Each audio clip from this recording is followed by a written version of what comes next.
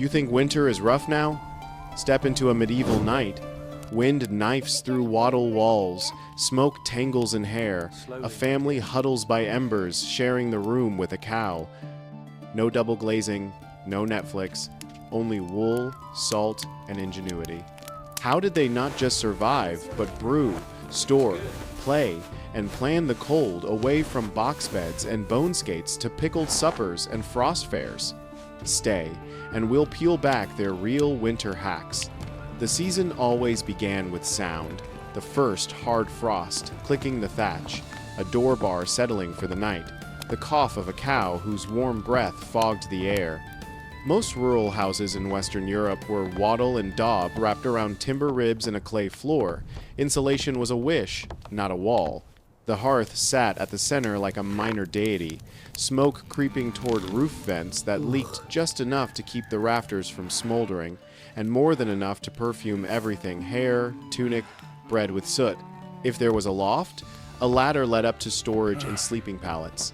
If there was a byre, it sometimes adjoined the main room, so the body heat of cattle, pigs, and chickens donated a few precious degrees. Cozy. Yes, if your idea of cozy includes the conversation of hens at dawn and a fragrance note somewhere between wood smoke and barn. Stone walls helped against fire and raiders, but were brutal to heat. Glass windows belonged to bishops and kings. In the 13th century, the Palace of Westminster famously added glazing to reduce winter drafts in high-status chambers. It helped keep the wind out, not the cold. Further south, on the Ile de Maguelone, cathedral windows were seasonally sealed with plaster to blunt the mistral's bite. Most people made do with shutters, oiled cloth, paper, or even foliage wedged into openings to turn a gale into a gasp. Doors were thick where wood was cheap, thinner where it wasn't, and everywhere the line between inside and weather was negotiable. Heat came in layers and cleverness. Linen, smooth, washable, quick-drying, kissed the skin first. Over it, wool trapped air and stubbornly refused to surrender warmth. The itch of coarse wool was not a romantic legend. It was a daily truth softened by that life-saving linen. Scarves and hoods moved inside when the wind did. Mittens were as useful by the hearth as in the lane, and cloaks slept on shoulders and beds alike. Where means allowed, garments were lined with fur. Where they didn't, rabbit and lambskins did yeoman's work at cuffs and collars. Laws tried to police these luxuries. England's sumptuary laws of 1363, part etiquette and part enforcement of class boundaries, told certain people what they could not wear. The poor needed luck, or permission to hunt small game. A snare set without rights might warm the body and imperil the neck. Priests and prosperous townsfolk sometimes cradled hand-warmers, perforated metal shells filled with glowing charcoal that kept fingers supple during long winter rites. Bricks baked at the hearth and wrapped in cloth made fine bedfellows. So did heated stones tucked at the feet.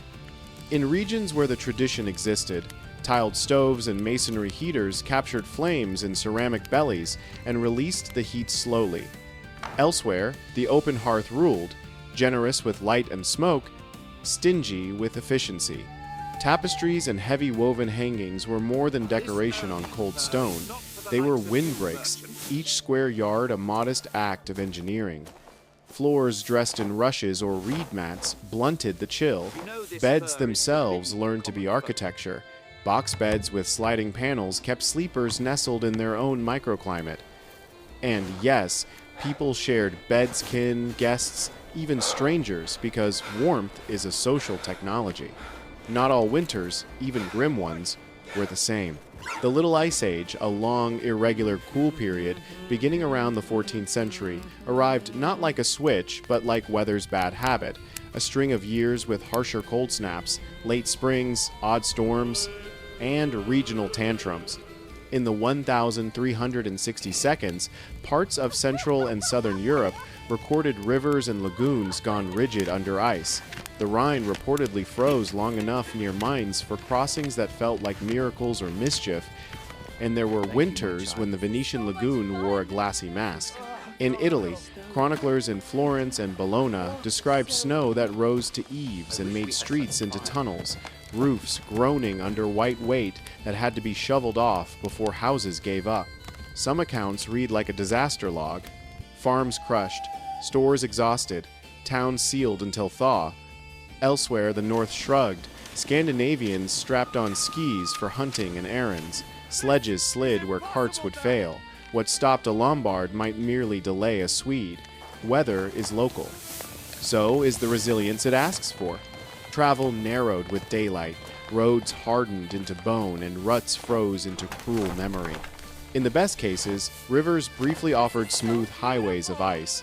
In the worst, they became traps that groaned and cracked under any fool without a staff to test the way. Caravans shortened their ambitions, messages learned patience. But winter was not only a throttle, it was also a schedule. Brewing liked crisp air. Slaughter and salting were winter tasks because meat kept tools rested from fields and worked in hands. Handles fitted, baskets woven, harness mended, wool spun into thread that would be cloth by spring. All of this depended on a quiet race that started months earlier. The race to stack enough fuel and food between the present and the relief of April. Wood gathering was not a hobby. It was survival disciplined by rites and customs. In some places, commoners had estovers, customary rights to take dead wood or cut limited timber. In others, a lord's woods were a lord's, and winter tempted the desperate to trespass with axes muffled in cloth. Fuel ate time. Cut, carry, cure, stack, again. A household that miscalculated did not so much get cold as make a string of bad choices smaller and more dangerous. Pantry and palate were chemistry and faith. Pickling, salting, smoking, drying, brining, each verb a different equation for stopping rot. Autumn-filled ceramic jars and wooden tons with vegetables born for patience.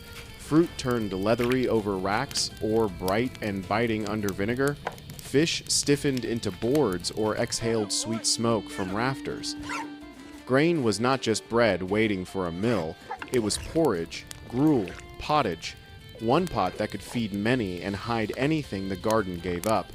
Pulses bulked the belly and balanced the field. Peas and beans waited in sacks like edible beads of time. Milk became work, churned into butter when the pasture still sang, coaxed into cheeses whose rinds guarded the summer's grass for winter knives. In the far north, skyre a cultured dairy thick as duty-anchored diets, and the whey it left behind salted and soured meats with surprising efficiency. When storms fenced people in and the bucket clanged empty, snow itself melted down to cook and drink, though any housewife would tell you snow is mostly a lesson in how air tastes. Sometimes winter came early and never seemed to leave. In 1315, rains began and did not keep their promises. Fields drowned, seed rotted, haymows sulked, and cattle pushed skin over ribs. Grain yields collapsed, fodder thinned. A bad autumn married a worse spring, and famine moved in for a stay. Over 2 miserable years, 1315 to 1317 Europe bled from the mouth and the purse. We read in court rolls and chronicles of theft that had no villain but hunger, of desperate crimes and feverish rumors, of villages trading charity and suspicion like currency. Scholars estimate that 1.5 to 3 million people died before the cycle eased and recovery crept toward 1,322. Later, the Black Death would scythe more lives, but the Great Famine taught a colder lesson, that weather's stubbornness and fragile logistics could make even a careful household powerless. A root rots in one county, a road washes out in another, a lord calls in debts in a third, and the arithmetic of survival no longer adds up. Against that arithmetic, people set ritual and play. Snow, when it came kindly, became a toy. Children learned balance on bones strapped to shoes, horseshins polished to a fearful shine, or on bent wood, and later iron edges whispered on ice like knives too polite to cut. Snowballs rehearsed throwing arms and packed laughter into welts that would fade by supper. Indoors, thumbs learned the patience of spinning. Stories grew warm in the telling. Chessboards and backgammon counters marched across tables.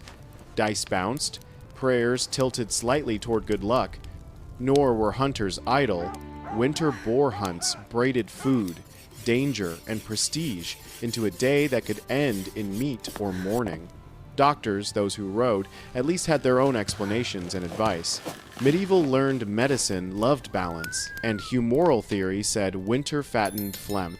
One widely copied compendium, the Secretum Secretorum, begged readers to favor warm foods, pigeon, game, mutton, and good red wine, and to avoid bloodletting, laxatives, and overexertion when the cold already pulled heat inward.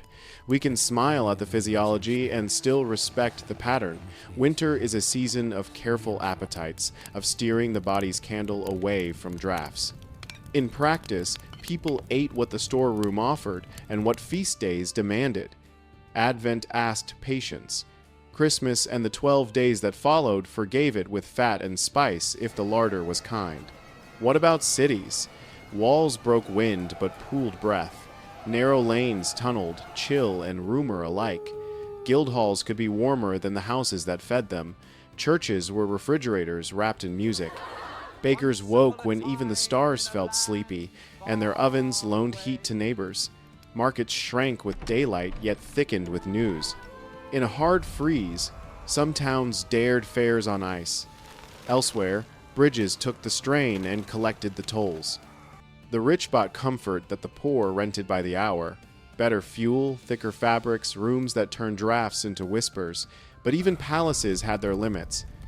A king can command a brazier. He cannot command January. We should also talk about what winter did to tempers and souls. Crowding makes families into weather systems. Smoke in the rafters makes eyes leak and lungs complain. A cough in a room of 10 is a rumor in a week, and an illness by the holiday. Winters saw baptisms hastened, funerals quieted, quarrels mended because the fields were sleeping and there was time to be human for better and worse. Love was warmer when bodies did the practical thing and shared blankets. Violence simmered in ale that was 1 cup too strong. A borrowed log returned late could sour neighbors until spring. Survival fostered both mutual aid and petty hoarding, often in the same street. Through all of it runs a grammar of making do that deserves admiration more than romance. The materials are unglamorous: air, water, wool, fire, salt, time. The tools are simple. A pot that never empties because every day something small joins the stew. A cloak that is a tent that is a blanket. A bed that is a room inside a room. A door that is a wall that is a pleat. At need, a table when the neighbors come to card. The ingenuity sits in combination and cadence. Hang the tapestry before the north wind learns your house. Heat the brick while the soup is thinking. Stack the wood where the rain can't argue. Set the trap door where the child can't find it. Tell the story where the old man laughs even when the punchline is older than he is. It is easy, from a house that hums and glows at the press of a switch, to sentimentalize the past or to sneer at it. The people who trimmed rushes for floors and boiled whey for pickles did neither. They lived between the certainty of winter and the uncertainty of everything else, and they made a culture out of the gap. They learned where to put the bed, how to wrap the baby, when to trust the ice, which saint to thank when the cow calved in a gale. They also learned that nature does not negotiate, and that society sometimes refuses to. Laws told them what fur they could wear. Lords told them what wood they could cut. Weather told them how tall to stack their hopes. And yet, there were always hands next door to help lift a beam, always a neighbor who knew the trick with the chimney, always a widow who remembered a recipe that wasted nothing and fed 5. So, how did medieval people survive the cold? With smoke-stung eyes and clever fingers, with linen under wool and laughter under worry, with salted meat and faith in spring, with skis where the world allowed it and sledges where it didn't, with coin when they had it and credit when they didn't, with a family pressed close, a cow politely sharing her breath, a priest warming his hands over a pocket brazier, a child tracing ice with a bone strapped to a shoe, They survived by making heat not just from flame, but from company, and by treating winter not as an enemy to defeat, but as a fact to manage, sometimes gracefully, sometimes grimly, always practically. When you walk out into a frosty morning and see your breath, remember that your lungs are doing medieval technology, condensation as a reminder that you're still here. Remember that a tapestry is a physics lesson, that a stew pot is a safety net, that a shared bed is an alliance. And remember that the Little Ice Age was not a frozen monolith, but a braid of colder moments that demanded local answers, some brilliant, some insufficient, all human. Winter was frightening, yes, but it also taught the art of enough heat to sleep, enough salt to last, enough patience to reach a day when doors could be left open again and smoke would rise purely for the smell of a feast. Keep your hands near the fire and your stories nearer. If you want more history that warms without blurring, subscribe and ring the bell. We'll be here next week, whatever the weather decides.